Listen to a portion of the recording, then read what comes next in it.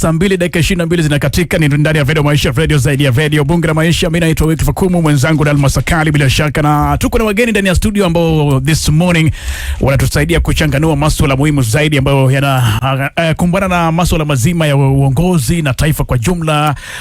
Tuko na mchanganuzi wa masuala ya kisiasa na masuala ya uongozi, Bwana Innocent Musumbi. Bwana Innocent, good morning brother. Good morning to you. Karibu sana ndani ya Radio Maisha. Asante sana. Na pia tuko na Vincent Opar ambaye pia ni mchanganuzi, mwanasiasa tena mchanganuzi wa masuala ya uongozi. Vincent, good morning brother. Morning, good morning to you. Karibu sana ndani ya Maisha asubuhi. Asante sana. Nafurahia kufika Radio Maisha. Karibu sana. Na pia tuko na Bwana Odanga Pasa ambaye ni Agano Party Secretary General. Ndio? Kabisa. Right. Odanga, hiyo mic iko sawa kweli Sakali? Hiyo mic iko sawa? Iko sawa. Iko sawa? Upande wako? Labda unaweza kaangalia. Sawa, bila shaka acha tukuangalia niweze kujua hiyo mic ya Odanga, kwa sababu nafani mpate vizuri. Watu wa Agano wanataka kujua SG. Unajua Kenya sasa hivi mambo ya SG yamekuwa magumu. Watu wanatolewa tu.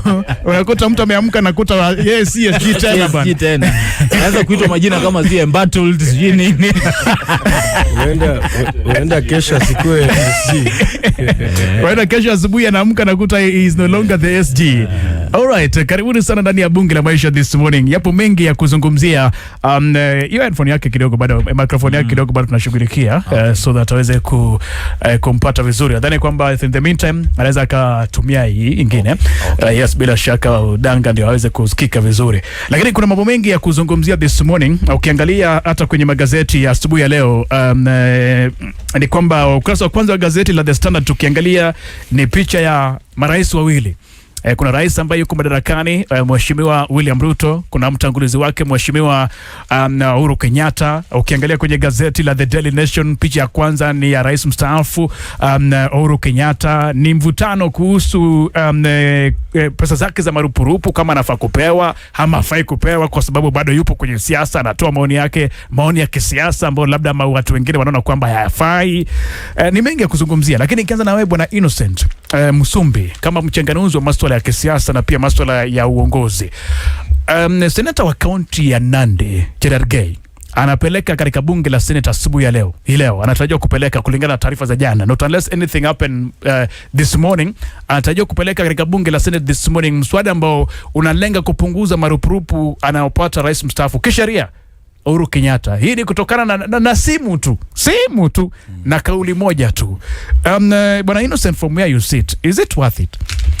Cherargei ni senator ambaye amejulikana kwa indiscipline sana. Amekuwa na controversial issues, speeches zake zimekuwa quite controversial, sababu unajua Kenya is a constitutional democracy. Yeah. Na katiba yetu imeeleza kinagaubaga vile rais akistaafu ni nini anapaswa kupata. Kwa hivyo kama rais mstaafu Uhuru Kenyatta ameendeleza mambo yake ya siasa, amepatiana views zake za siasa, hiyo ni right yake, hiyo ni lazima afanye. Na hiyo haipaswi kamwe kuinterfere na constitutional rights zake. Kwa hivyo ni rais ambaye alitumikia wa Kenya kwa miaka 10, alifanya kazi yake, constitution imempatia zile benefits, zile perks zenye anapaswa kupatiwa. Kwa hivyo siasa zake hazipaswi at any given moment ku-interfere na what is constitutionally right for him. Yep. Kwa hivyo Innocent, way from here you sit, nadhani kwamba huu mswada ambao anapeleka katika bunge la Senate, Senator Cherargei, haifai. Kwa mimi hiyo ni upuzi, hiyo ni indiscipline, hiyo ni going against the spirit of our constitution. Yeah. All right, Bwana Vincent, kama mwanasiasa wewe waonaje? Cherargei yako sawa kupeleka mswada katika bunge la Senate, kusema kwamba bado unalipwa na serikali na unaonekana kwamba unapinga serikali ambayo inakulipa? Umejua kabla ni amua kugombania kiti ya ubunge, nilienda kwanza nisomee sheria. Yeah. Na mimi saizi ni mwanafunzi pale University of Nairobi, studying law. Yes. When there is a judicial review, you need to approach it not in the political eye. Yeah. What Cherargei is doing, hiyo wanacheza siasa. Wanaangalia ule mswada unapelekwa pale bungeni, wanaiangalia kama ule ukipatia Uhuru Kenyatta pesa, utakuwa unampatia nguvu tukielekea uchaguzi ujao. akuwe na ile nguvu kipekee yeye mwenyewe kwenda kugombania. Si nzuri kama ingekuwa swala ya kuangalia kama wale wamestaafu wanafaa kuongezwa pesa. Ni ile mswada ama mjadala inafaa kwenda bunge na tuangalie from the auditor general. Yes. Alafu tuangalie wale wenye wanalipa mshahara. Kama inaumiza wananchi na ile pesa yetu ya tunalipa kama ushuru. Inafaa iangaliliwe. Na si kuchezewa kama hii karata ya siasa. Hii saizi ni siasa, siwezi unga mkono. Kwa hivyo wewe unasema kabisa kwamba unge mkono? Hapana, hii ni siasa saizi. Okay. Na kama ni siasa, unadhani kwamba ni siasa ambazo zinamfaidi nani? If it's politics, the way you are saying it's politics, ni siasa za kumfaidi nani? Definitely it's the head of states, because you've had them blame Uhuru Kenyatta in one way or the other. That is the one funding Linda Mwananchi. And you see, in Linda Mwananchi we fund ourselves. If we go for those rallies, we fuel our cars, we do our own things. I've never had at any particular day we are being told there's facilitation or so anything of that. Inaweza kuwa imekuja na wewe hujaambiwa. Kuna ile yenye hata wanasemanga mahali unakaranga mayai lazima usikie harufu. Utakuwa unaangalia ukaona venye vitu zinafanyika. Harufu lazima utasikia. Kwa hivyo wewe from where you sit mpaka sasa hivi ni kwamba mheshimiwa Rais mstaafu Uhuru Kenyatta afadhili Linda Mwananchi? Hapana. Yuko kabisa. Katibu? Yes. Bwana Odanga. Yes. Wewe from where you sit, mwenzako anasema kwamba hizi ni politics zinachezwa. Na kama ni politics, does it worth it to a retired president? Natumai vile wenzangu wamesema, I think ukiangalia mtindo ambao tunaweka, I will say kwa Kiingereza, that is intimidation. Kwa sababu ile retirement package mheshimiwa Uhuru Kenyatta anapewa ni kwa sababu alikuwa rais wa Kenya kwa miaka 10 na kikatiba ako entitled to ile package yake. Na ukiangalia pia katika sheria, na uzuri tuko na mwanasheria hapa, kuna zile emerging trends. Unajua kitambo tulizoea kwamba mtu akistaafu atakuwa mzee na aende nyumbani akapumzike. Lakini sasa tumeanza kuwa kwamba very soon we could even have a president who is 40 years. Na amalize akiwa 50 years. So do we expect mtu kama yeye ataenda akae nyumbani kabisa asitoe his personal opinion at kwa sababu analipwa marupurupu ya uzeeni? I think tuna set a very wrong precedence. Mheshimiwa Rais Uhuru Kenyatta alikuwa rais wa Kenya kwa miaka 10. Katiba imesema kwamba apewe malipo yake ya uzeeni. Na sisi wote tunajua Mheshimiwa Uhuru Kenyatta, kwa sababu bila hata hizi perks wanasema hizi hata wakiziondoa na tuseme kwamba yeye ndiye ana support ndugu yangu na Linda Mwananchi, ukweli ni kwamba Mheshimiwa Uhuru Kenyatta ako na pesa ya kusupport. Wanasema the former president is loaded. Yeah, is loaded. That's the reality on ground. So tusitumie intimidation. Na pia ningeomba wale maseneta wetu kama Mheshimiwa Cherargei tutumie Senate vizuri kuleta zile amendments zinasaidia mwananchi, not those political populars amendments za kusaidia wachache. Sijai muona amekuja ametunga sheria moja ambayo itasaidia kila mwananchi. Utamwona anatunga sheria kuongeza sijui rais aende miaka 7. Sasa ametuletea ngine ya kudinda Mheshimiwa Uhuru Kenyatta. No, we must sanitize our Senate. Okay. Bwana Innocent, katika haya yote ambayo inatokea, unajua ni kuna mababe wawili wanapambana, lakini wanapambana kupitia wadogo zao. Mtu atakuwa anauliza kwamba wale ambao sasa hivi wanampinga vikali na kumkosoa Mheshimiwa Rais mstaafu Uhuru Kenyatta ni wendani wa Rais Ruto, na Rais Ruto kwa haya yote amenyamaza. Do you think kwamba ako nyuma yao? Kwanza tuseme ya kwamba with the context ya Cherargei namuona tu akiwa some overzealous young politician, sababu kwanza kuleta mswada ambao unajaribu kutoa constitutional rights za Rais Uhuru Kenyatta, sioni zikimsaidia sana Rais William Ruto.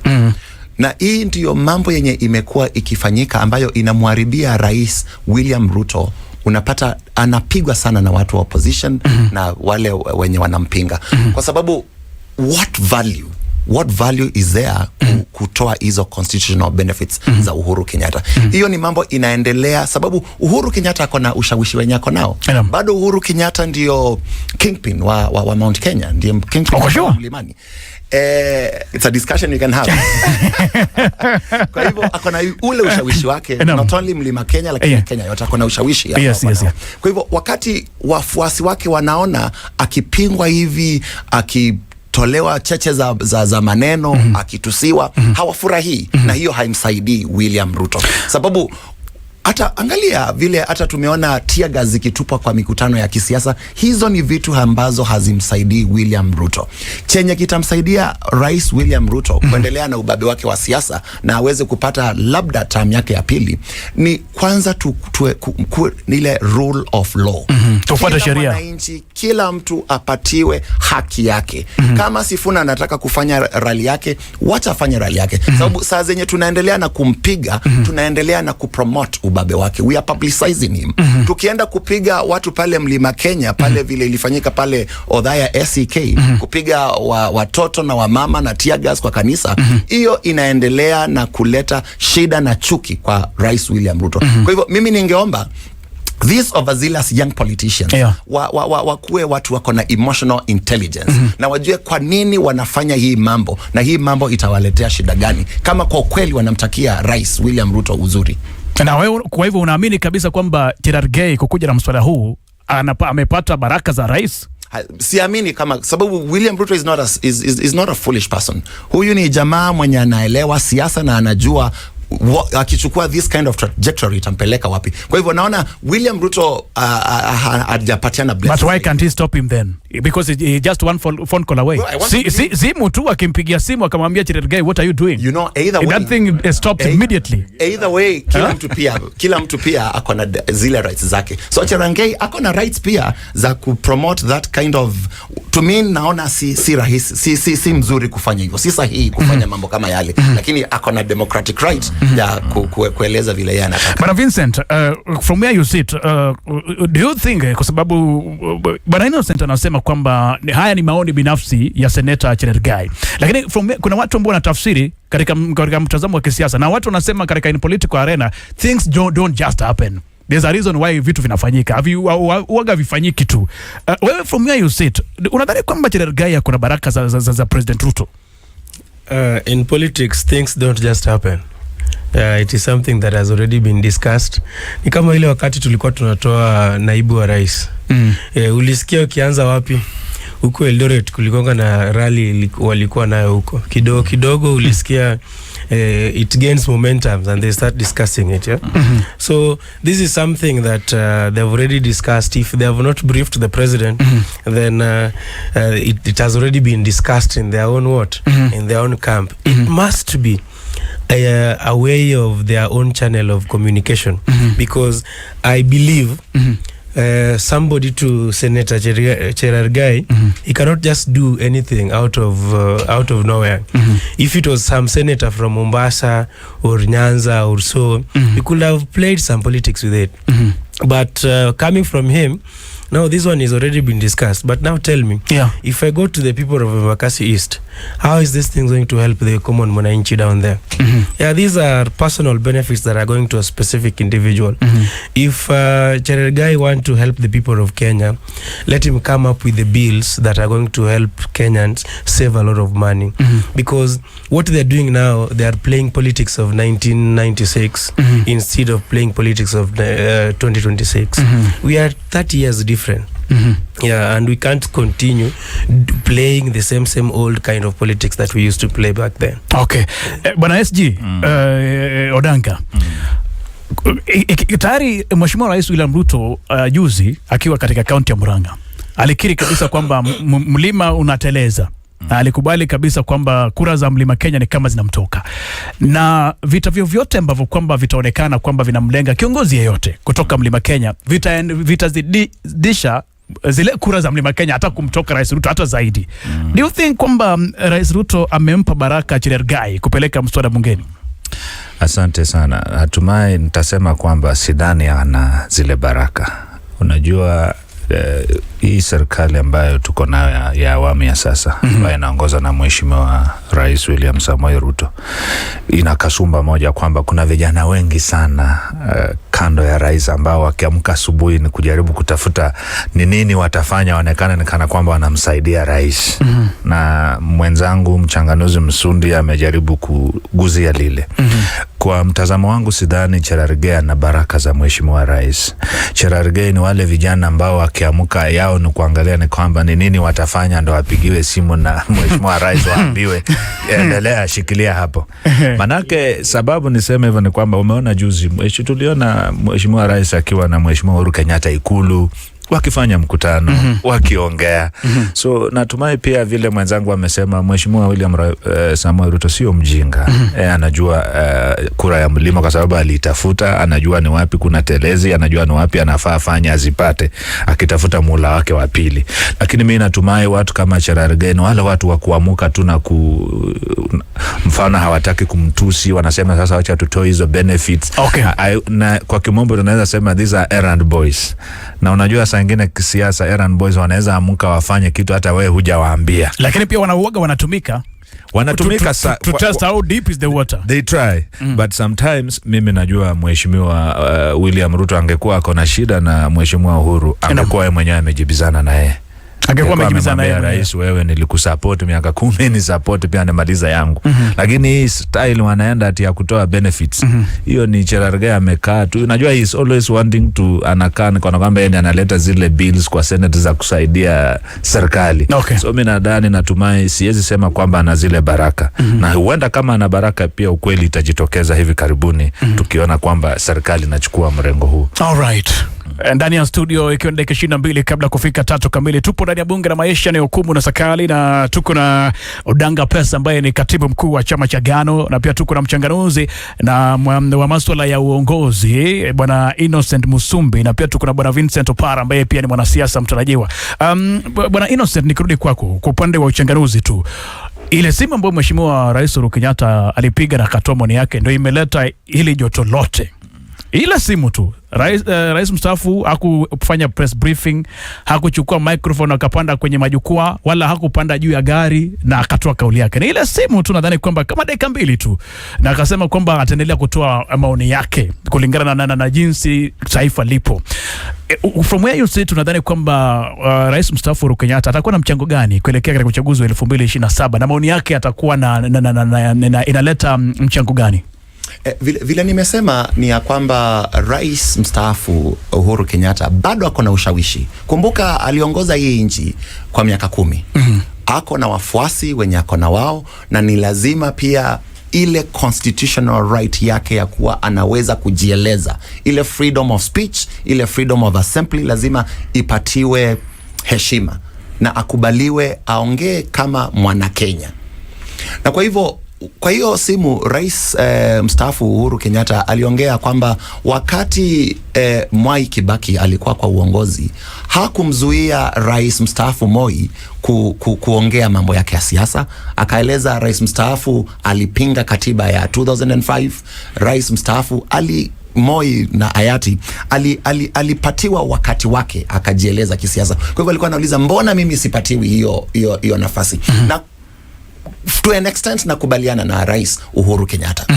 Lakini pia kuna ile pia unajua constitutional rights comes with the responsibilities na accountability. Na accountability. Yes. Kwa hivyo Uhuru Kenyatta pia asianze sana zile cheche za siasa, sababu of course zitaanza emotions, and as a retired president anapaswa kuwa more of an advisor. He should be more of a statesman.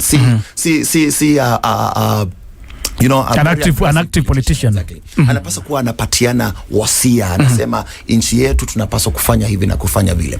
Lakini give it to him, anajaribu kuhakikisha kwamba chama chake cha Jubilee kinaendelea kuwa na ushawishi. Na kwa hivyo ndio wanasiasa kama Cherargei wanajaribu sasa kupatiana rejoinder, lakini sasa anaipatiana kwa njia yenye si mwafaka. Tungeona wanasiasa wenye wako kwa UDA wanapatiana rejoinder sawasawa, wamwambia rais tulikupatia nafasi yako miaka 10 ukaiendeleza Kenya. Tafadhali na sisi pia tupatie nafasi tuendeleze nchi vile tunaweza, na wewe tunakukaribisha utupatie wasia. That would be the most responsible way of doing things. Na kwa hivyo vile rais Uhuru Kenyatta anaendelea na huo ushawishi wake wa Jubilee, tumemwona amembeba yule Matiang'i. Tumeona pale Ma community anataka kupendekeza Kenta pale ndio ashikilie mambo ya Ma community. lazima kutakuwa na rejoinders here and there, lakini mimi kama mchanganuzi na kama Mkenya wa kawaida ningeomba rais mstaafu asijiingize sana kwa zile active politics. Alright. Aendelee relax kwa ile role yake ya being a statesman. Inapendeza. Ni hoja ambayo inaendelea ndani ya bunge la maisha this morning, na mengi tu yapo, na najua kabisa kwamba watu wataendelea kutoa maoni kinzani, lakini bwana, nikija kwako bwana Vincent Oparo, umesema kwamba wewe ni mwanafunzi wa sheria sasa hivi tunavyozungumza, sio? Yes. Kila mmoja anasema, na ukiangalia hata bwana Innocent amesema kabisa kwamba marupurupu ambayo anapewa mheshimiwa rais mstaafu Uhuru Kenyatta ni kwa mujibu wa katiba na sheria, lakini hii sheria hiyo moja tunayozungumzia labda inamfunga kiasi kwa kiwango gani rais mstaafu Uhuru Kenyatta? Ni kitu gani ambacho anaweza fanya, ama ni kitu gani ambacho hawezi fanya as a retired president in terms of political landscape in the country? Na hapo ndio nilikuwa nataka nilikuwa nasikia Innocent akimwambia na nyamaze kidogo. Hapana. Unaona serikali ya UDA wameshindwa kazi. Ile wameteleza, hata tuseme wamekwama. Kwa sababu ukiangalia hapo kwa serikali yao ni huyu moja Uhuru Kenyatta ndiye aliwaletea wale, they call them experts. When Raila Amolo Odinga was bringing his experts, mtenyeleta experts wake kwa hapo kwa cabinet ya Uhuru Ruto ni Uhuru Kenyatta. He is actively involved and constitutionally he is allowed to play politics the way he wants. Hakuna labda kikwazo fulani ambacho kinasema kwamba as the retired president, yes, mtu ambaye ametoka tu kuwa kiunganishi wa taifa kwa jumla, symbol of national unity, hakuna kikwazo labda katika sheria ambacho labda kinasema kwamba anaweza play politics to what extent? Hakuna. Ukiangalia Afrika tumezoea wale president wanakuwa wazee, wakimaliza kuongoza wanaenda kukaa huko nyumbani, hata hawana nguvu ya kufanya nini, ya kutembea nchini na waambie watu kitu. Currently, what is the role of Barack Obama in the United States? We see him in the rallies. We see him actively participating in politics. Actually, he is the one who has built the largest center for leadership in that country. He is actively allowed. Wana UDA na serikali yao wasiogope. Kama wameshindwa kazi, ile simu kidogo Uhuru Kenyatta alipiga isiwababaishe, warudi tu kwa ile mkakato yao ya kufanya kazi na waendelee kufanya kazi, kwa sababu Wakenya waliwachagua wafanyie kazi, ndio. Hawakupewa kazi kuangalia kama Odanga hapa atakuwa anaenda kwao ataongea na wakina nani. Ule rais mstaafu alikuwa anaongea na watu wa Maasai huko Narok. Na hapo watu anatoa tu maoni yake, anaambia mimi kama ningekuwa hapo ningefanya hivi. Kama rais wa saizi angependelea kusikiza ule mstaafu anasema aje, angemtafuta. Okay. Amwambie kwa maoni yako unaona nchi inaenda hivi. Tufanye aje ndio turudi wananchi wafurahie. Okay. Yes. Bwana Odanga, katibu, vita dhidi ya Uhuru na mlima tayari unateleza. Inamaanisha nini kwa Rais Ruto katika kura za 2027 kama hivi vita vitaendelea? Asante sana. Natumai vile wakili amesema, maybe sisi kama Ghana ndio tutasuluhisha ili swala, kwa sababu I think there need to be a clause ambaye ina regulate huyo retired president, tujue kwamba ni lipi anaweza sema ama ni what is extent anaweza enda in terms of kujieleza. Okay. Manake mtu ukiwa rais for 10 years uko na wafuasi wanakusikiza, kwa hivyo matamshi yako yanaweza elekeza taifa mahali pazuri ama pia wewe ndo unatumbukiza taifa katika problem. So I think vile nimesema kwamba emerging trends lazima tuangalie ile sheria, kwamba kuna sheria kitambo hazikuwa zinatumika kwa sababu tulikuwa tumezoea rais mzee Moi anaenda nyumbani, rais Kibaki mzee anaenda nyumbani. Lakini sasa hii katika hii awamu ya Gen Z utapata Gen Z wa 35 years amekuwa rais na atoke akiwa 40 years vile nimesema. Hutumai kwamba mtu for the next 40 years hata aitoa his own personal opinion. So lazima tuchunguze ile sheria, tuangalie kwamba tunaweza wekaje checks and balances. Okay. So that mtu anayekuwa mstaafu awe anaweza elekezwa jinsi ya kuongea. Kukuja kwa swali lako, natumai Mheshimiwa William Samoei Ruto kwa njia moja ama nyingine bado anahitaji Mheshimiwa Uhuru Kenyatta kwa sababu that is like his former boss and alikuwa naibu wake wakafanya kazi pamoja naye. Na iwapo kwamba anataka kura za mlima lazima atafute njia ya kuongea na Mheshimiwa Uhuru Kenyatta kwa sababu Mheshimiwa Uhuru Kenyatta bado ako na usemi katika mlima. Langu swali tu ni kutaka kujiuliza kwamba vile wakili Opara amesema tujiulize ni nini Mheshimiwa Uhuru Kenyatta alisema ambayo iliwakwaza sana wale wenzetu wako serikalini. Kwa sababu kama mimi nafanya kazi kama mfano nafanya kazi vile unafanya mtu akiongea kule nje na wewe unafanya kazi haifai kukwaze kwa sababu you are working. Lakini kama anasema kitu ambayo kama serikali pia inafaa imsikize, natumai ni jukumu la rais kumuita mwenzake kumwambia nilisikia ukiongea kwa simu katika siasa, najua wewe ni mkubwa, usiongee kwa simu, kuja tukae chini nieleze ni wapi nimekosea ama ni wapi sifanyi.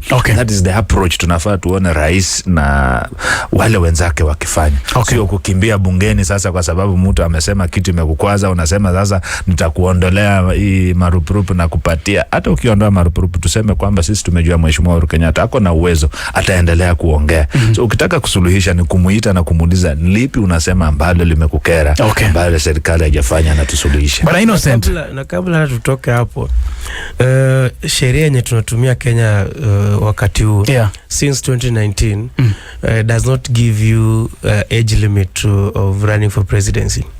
It used to be at 35 years old, but now anybody above 18 years old can run for president. So tomorrow if Vincent is 24 years of age and I go for the presidency, I will retire most probably after 5 years. I will be 29. So 29-year-old is very active and will be still running outside there to play politics. Utakuwa unamsimamisha aje? Ngomo. Bwana Innocent, nani ambaye unahisi kwamba ndiye kingpin wa Mlima Kenya sasa hivi? Is it President Uhuru Kenyatta, retired president, ama ni Rigathi Gachagua? And just hold on, unakuja kulijibu hilo. Hilo baki nalo unakuja kulijibu muda sio mrefu. All right. Dakika ni 11 kabla kufika 3 kamili. Tuko ndani ya bunge la maisha asubuhi ya leo. Niko na wachanganuzi wangu hapa. Niko na Vincent Opara ambaye ni wakili na tena pia mwanasiasa. Niko na mchanganuzi wa masuala ya uongozi na dakika ni 10 kabla kufika 3 kamili ndani ya bunge la maisha. Ninaye Vincent Opara ambaye ni wakili, mwanasheria, lakini pia ni mchanganuzi wa masuala ya kisiasa. Niko na bwana Innocent Musimbi ambaye ni political analyst na and of course pia niko na Odanga Pesa ambaye ni katibu wa chama cha Agano. Napokea maswali yako asubuhi ya leo kwa 0719012700. Uko na maoni gani kwa wageni wetu ndani ya studio this morning? Unatuambia kwamba unapiga simu kutoka wapi, unaitwa nani na swali lako moja kwa moja. Veda Maisha leo. Hello. Yes, unaitwa nani kutoka wapi? Ni Maina nikiwa D-block Konde Kapteret. Karibu sana, swali lako ni gani Maina?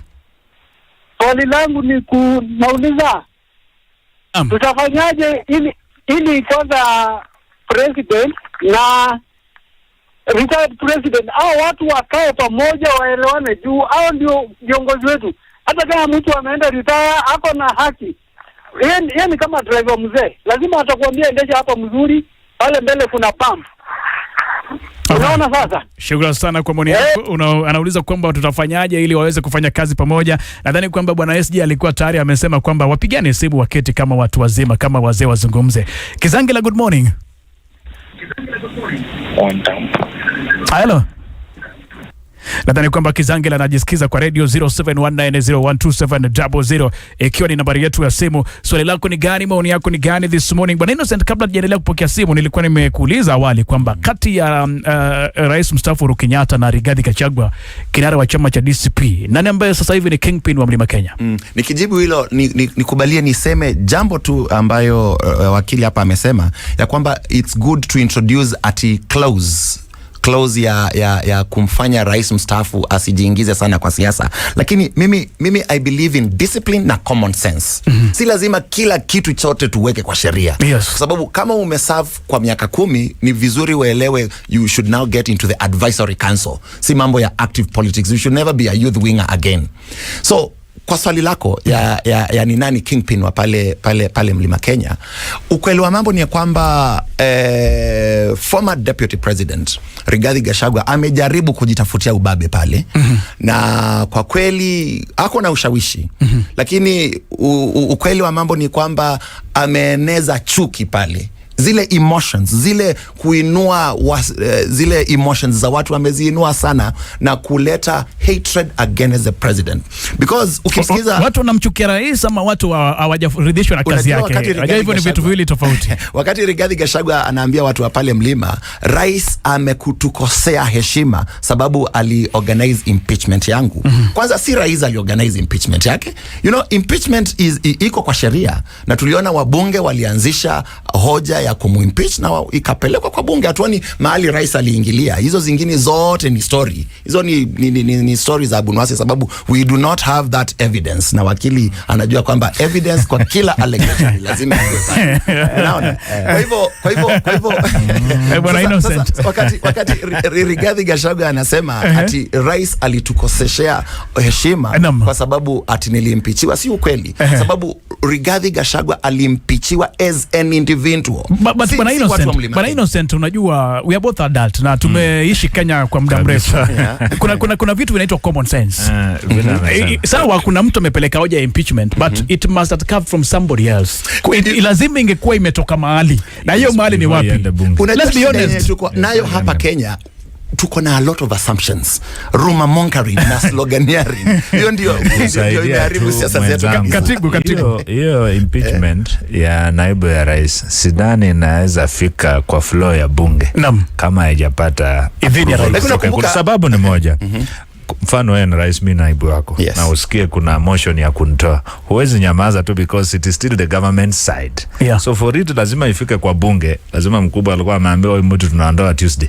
Lakini kumbuka rais akiwa pale Mlima Kenya, wakati alikuwa na vyombo vya habari pale akipatiana interview, alisema aliingililia kati wabunge wakitaka kumpeach Rigathi Gachagua mara mbili. Akaingilia kati, akawaambia tafadhali muachane na haya maneno, muongee na Rigathi. Bwana Innocent, na ukamwamini kabisa. Kwa nini wakili tu pole kidogo Amanda Weather, I would have laughed but tu sasa itaongeza ukohozi. Bwana Innocent anasema kitu ni kama hatujai kwa siasa ama hatujai sikia. Tumezaliwa leo.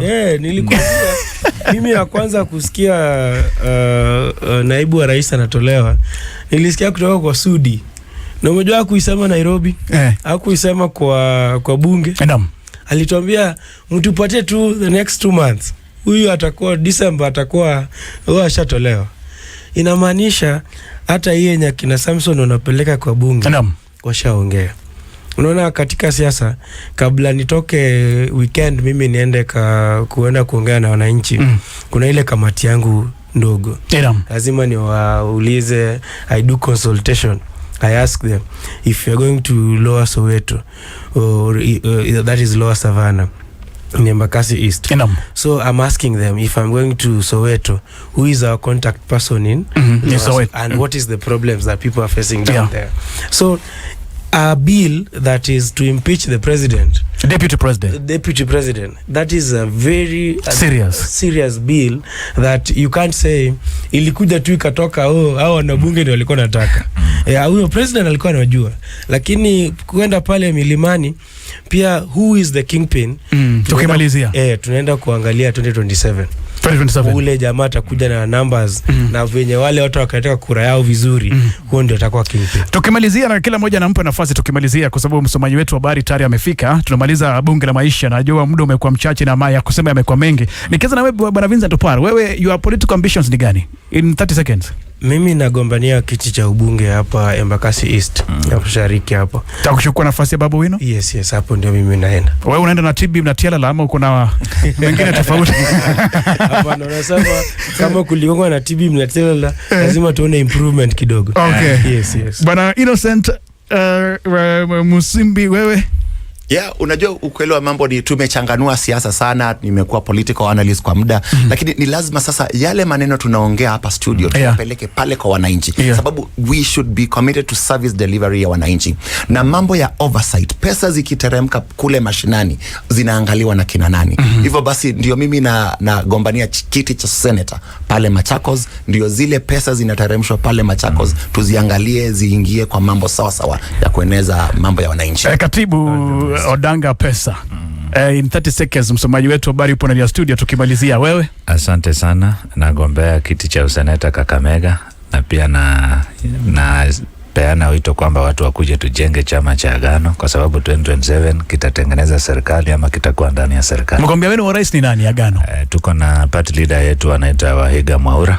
Okay. Na yeye ndo mgombea wetu ya urais. This time round watakubali. Watakubali, tutajipanga. Natumai maombi pia yaongezwe sana. Kabisa, asante. All right. Shukrani sana kwa jioni ndani ya studio bwana Vincent Opar, wakili pia mwanasheria, all the best brother, na pia bwana Innocent Musimbi, wewe hata si mgeni bana. Yes, tumekuwa nao muda mwingi na tunashukuru sana for always coming. Thank you so much. Katibu Odanga Pesa, shukrani sana kwa muda wako SG. Asante.